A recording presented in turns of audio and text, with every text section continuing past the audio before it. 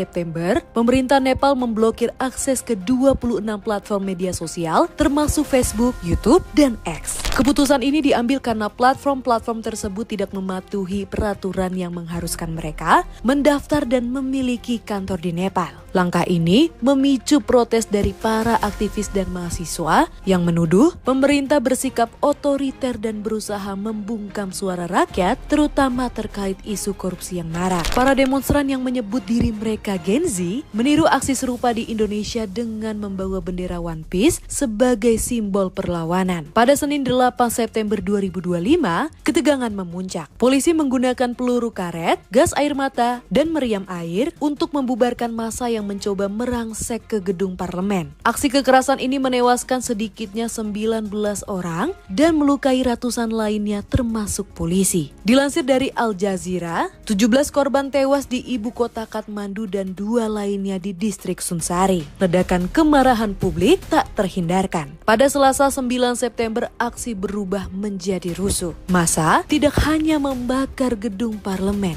tetapi juga menyerang dan membakar kediaman pribadi Perdana Menteri KP Sharma Oli dan Presiden Ramchandra Paudel. Mengutip Times of India, istri mantan Perdana Menteri, Jalanat Kanal, Rachya Laxmi Chitrakar, bahkan tewas setelah rumahnya dibakar massa. Di jalanan kekacauan makin menjadi. Dalam video yang viral, Menteri Keuangan Bishnu Prasad diceburkan ke sungai dan dikejar massa. Sampai-sampai ia diarak massa di jalanan di Kathmandu. Seorang demonstran bahkan sempat menendangnya hingga terjatuh. Dilaporkan dari BBC, total korban tewas akibat kerusuhan hingga Rabu mencapai 30 orang dan lebih dari 1.000 orang terluka. Selain itu, kepolisian Nepal melaporkan lebih dari 13.500 narapidana kabur dari berbagai penjara di seluruh negeri. Menanggapi situasi yang tak terkendali, Perdana Menteri KP Sharma Oli mengajukan surat pengunduran diri kepada Presiden dengan alasan untuk mencari solusi politik. Tak lama kemudian, Presiden Ramchandra Paudel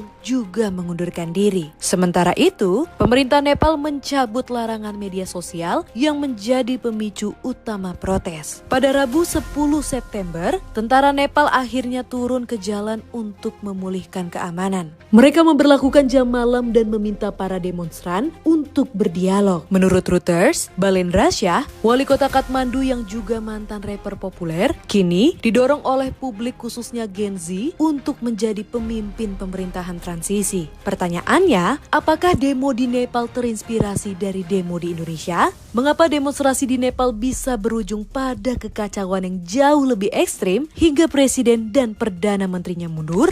Dalam teori namanya kontagion, Mbak, teori penularan publik gitu ya. Itu suatu kejadian terjadi itu akan diikuti di tempat lain, Mbak. Bahkan ada namanya dalam kebijakan teori namanya butterfly effect. Jadi butterfly itu efek kupu-kupu. Kalau kemudian satu daerah itu terjadi, maka di daerah lain akan merembet. Yang dulu pernah saya singgung terjadi di Pati, nanti suatu saat akan terjadi di tempat lain, dan itu benar gitu, Mbak. Ya itulah namanya, karena di Pati tidak dituntaskan, tidak diselesaikan, kan artinya misalnya di Pati itu dulu begitu yang dituntut bupatinya mundur, harusnya bupati meletakkan jabatan, selesai. Nggak akan menular, Pak. Ya, tapi karena bupati itu ngotot dan pemerintah pusat juga sepertinya tidak peduli gitu ya, akhirnya merembet ke tempat lain seperti itu, dan itu menjadikan trigger, Mbak. Ya, kalau dalam konteks masyarakat global, ya itu saling mempengaruhi, Mbak. Apa yang terjadi di Indonesia bisa mempengaruhi masyarakat Nepal. Oleh karena apa? Karena sekarang ini sudah terkoneksi antar masyarakat dalam konteks Society 5.0 ya. Jadi di mana masing-masing masyarakat itu sudah bisa saling mengenali, karena sudah nggak ada batas-batas secara kelembagaan maupun secara kewilayahan, Mbak. Jadi masing-masing bisa saling mendapatkan informasi. Apa yang terjadi di Indonesia juga diketahui oleh masyarakat lain di seluruh dunia. Oleh karena apa? Karena memang dalam masyarakat yang serba digital itu segala sesuatu bisa bisa diketahui secara cepat dan real time, Mbak. Itu yang kedua sih, saya melihat juga apa yang terjadi di Nepal itu juga mungkin juga pola-polanya mengikuti hal yang sama dengan yang di Jakarta.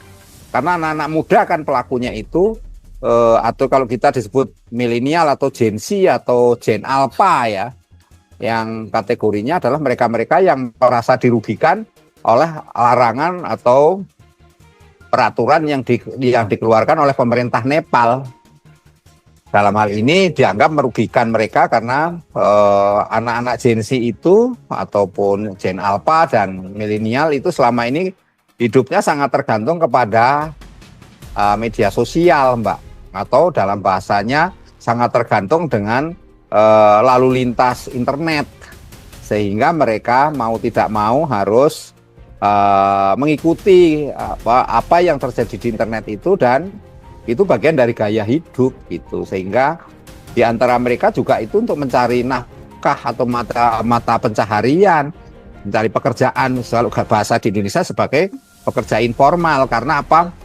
Sebenarnya seperti di Indonesia juga, di Nepal itu minimnya lapangan pekerjaan, Mbak, itu penyebabnya. Jadi anak-anak muda itu tidak diberikan ruang untuk memperoleh pekerjaan. Bahkan seperti di Indonesia juga banyak PHK terjadi. Nah, kalau di Nepal itu karena pemerintahannya rapuh, Mbak. Dia rapuh karena perilaku korupsi itu menyebabkan sendi-sendi kenegaraan atau sendi-sendi ketatanegaraan itu rapuh, Mbak. Sehingga di situ mudah sekali digoyang atau mudah sekali atau rentan terhadap tekanan-tekanan publik yang kemudian berujung kepada, dalam bahasa kita itu, penyerangan, kerusuhan, ataupun perampokan, atau pembakaran, ataupun juga penjarahan-penjarahan itu. Artinya berperilaku kriminal. Nah, kalau di Indonesia itu ketatanegaraannya jauh lebih kuat, Mbak. Karena kita ini meskipun ada demonstrasi yang bersifat anarkis, tetapi sendi-sendi kehidupan yang lain masih berjalan normal, Mbak. Artinya di tatanan pemerintahan itu pelayanan publik juga masih jalan gitu.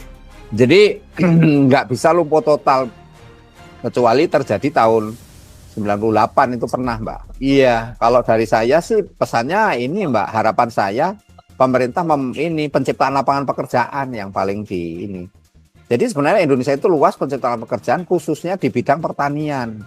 Jadi dikembalikan ada anak-anak Gen Z, anak-anak Gen Alpha itu untuk kembali ke pertanian, perkebunan. Nah, sehingga kita bisa swasembada pangan. Jadi pangan itu tidak perlu impor, tapi kita memproduksi sendiri. Yang kedua, bagaimana kemudian kebijakan terhadap ini, Mbak, harga-harga pangan itu murah.